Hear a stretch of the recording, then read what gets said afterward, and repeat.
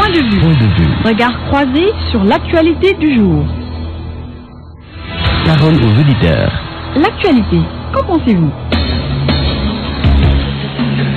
Nous avons en ligne notre confrère Kadiali Diakité. Bonjour Kadiali. Bonjour. On parle aujourd'hui du coup d'État au Burkina Faso. Qu'est-ce que vous pensez de cette situation actuelle? Bon, je pense qu'il y a au moins 3 lectures qu'il faut faire de cet événement. Oui. Premièrement, si on s'en tient seulement à la déclaration du porte-parole du Conseil national pour la démocratie, le colonel Maoulou Bamba, on peut penser que c'est une rectification d'un processus. Oui. Mais si on se tient compte du fait aussi que les présumés poutistes se sentaient plus ou moins dans le collimateur du nouveau pouvoir qui devait sortir des élections prochaines. Ils sont sur la défensive et étant sur la défensive, ils n'avaient pas d'autre solution que de prendre l'offensive. Et ce qu'ils ont fait pour barrer la route éventuellement à quelques condamnations ou punitions possibles. Oui. Mais si on tient compte également du fait que au moment où cet événement se déroule, l'ancien président Blaise Compaoré est arrivé presque au même moment à Brazzaville. Et si on se réfère à l'histoire tumultueuse de ce pays, avec les Sassou Nguesso, les François Lissouba et les Bernard Kolela, on peut avoir des inquiétudes.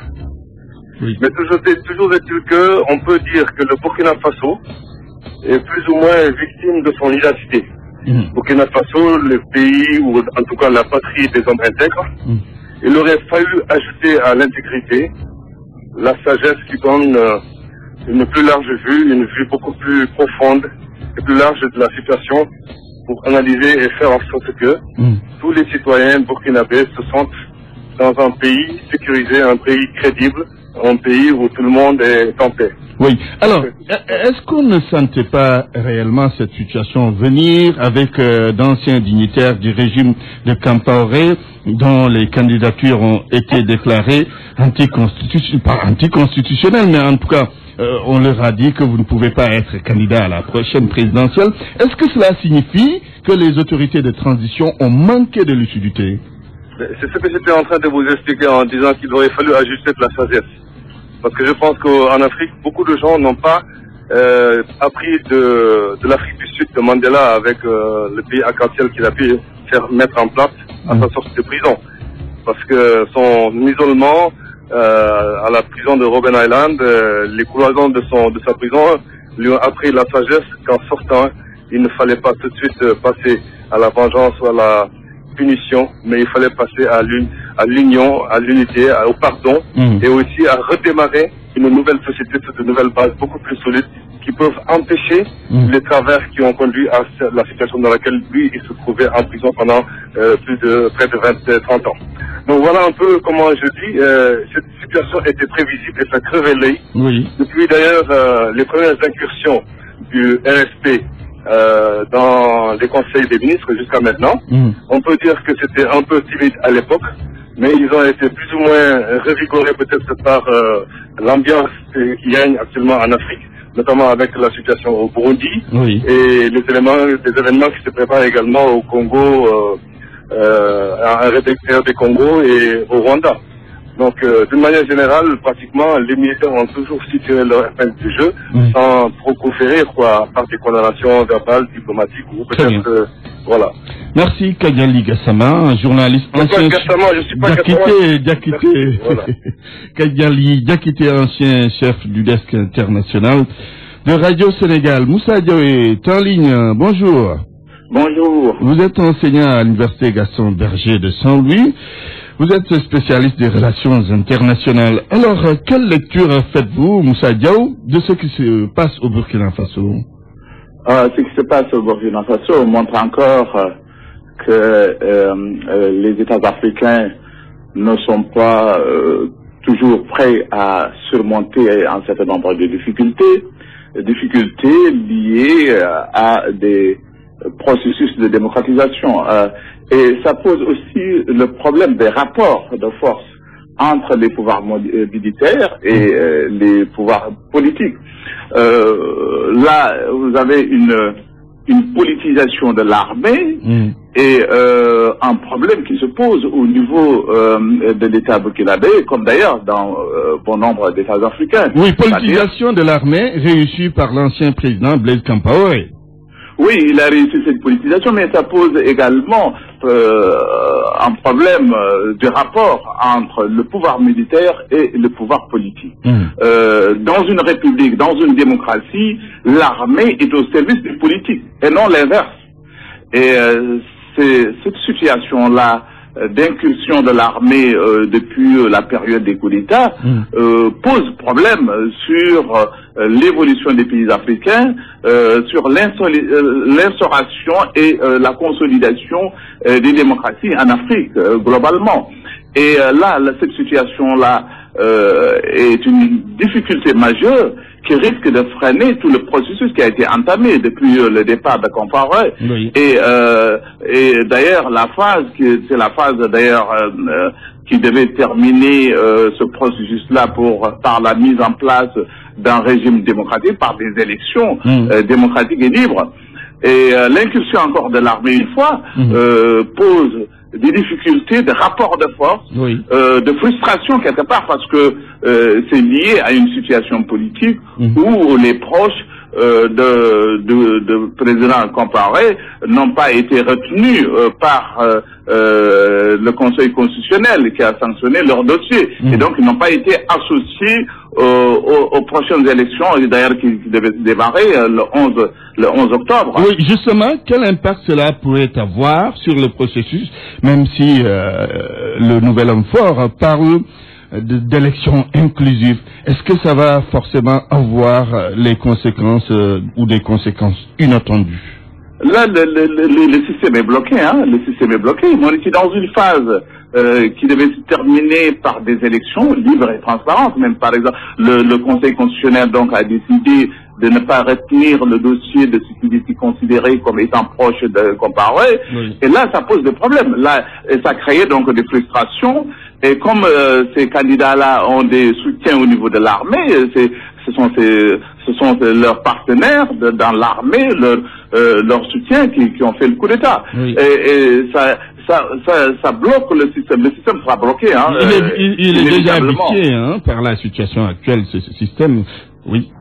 Le système est bloqué en ce moment. Maintenant, faut-il faire confiance à ces hommes qui veulent prendre leur revanche? Moi, je ne pense pas. Je pense que la meilleure solution, c'est la négociation pour demander leur départ, pour que le processus aille jusqu'à son terme. Vous avez des pressions au niveau international. Il va y avoir certainement des négociations, des intermédiaires pour que le processus se termine, aille jusqu'à son terme.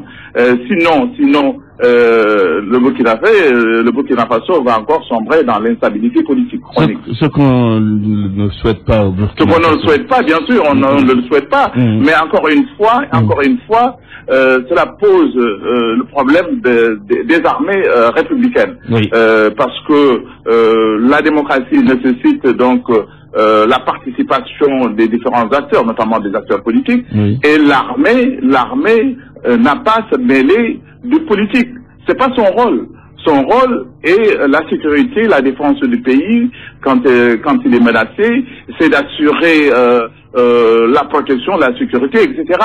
Les hommes politiques en Afrique doivent remplir leur mission, c'est de compétir au niveau d'un système qu'ils ont instauré et qui a été soutenu par le peuple. Vous savez bien, il y a eu une révolution au Burkina Faso qui a été d'ailleurs salutaire, cette révolution-là, pour empêcher Compaoré de violer la Constitution parce qu'il n'avait pas droit à un troisième mandat. Très bien. Et donc, cet autoritarisme au niveau militaire pose des problèmes au niveau de la problématique de la démocratisation dans les pays africains. Merci. Moussa Diaw, enseignant à l'Université Gaston Berger de Saint-Louis, spécialiste des relations internationales. En ligne, le député Moustapha Cisselo, député au Parlement de la CEDEAO. Bonjour, honorable. Bonjour. Comment voyez-vous cette situation au Burkina Faso en tant que député du Parlement de la CEDEAO? Nous suivons ça et nous sommes vraiment très affectés par ce que nous entendons ces 2 jours. Oui. Parce que la CEDEAO condamne toutes sortes d'accession au pouvoir par la force. Et il reste entendu que des putschistes ont pris en otage le président, le premier ministre et le Parlement déjà qui est sur place, qui est le Conseil de transition en place, a condamné en même temps que la France ces actes que la CEDEAO ne pourra pas cautionner. Donc je pense que le président de la République, Macky Sall, président de la CEDEAO, de la conférence des chefs d'État, fera une déclaration dans ce sens. Et il avait été désigné pour quand même que cette transition puisse se dérouler dans les meilleures conditions et qu'on aille à des élections le plus vite possible. Donc les états-majors politiques étaient en train d'affûter les armes pour aller vers la conquête des suffrages des Burkinabés. Donc ce n'est que partie remise. Nous allons voir le développement de cette situation et que nous suivons avec beaucoup d'intérêt. Oui. Alors, le Burkina Faso, 2 coups d'État en 1 an. Il y a lieu réellement de se pencher sur la situation de ce pays, non? Oui, mais je le pense sincèrement parce que c'est la sous-région qui est menacée, comme vous le savez, avec ce qui se passe au nord Mali. Je viens du Mali pour présenter des condoléances au nom du Parlement de la CEDEAO à la famille de Dansoko qui était le secrétaire général, mais aussi il y a aussi beaucoup de mouvements et aussi ce n'est pas calme au niveau du Mali. S'il y a des mouvements au Mali et les gens contestent les élections régionales et municipales qui sont en gestation, parce que la plupart de la classe politique ne veulent pas que des élections se passent parce qu'il y a une protestation du MNLA contre des élections parce qu'il voudrait que les élections se passent dans l'ensemble du territoire.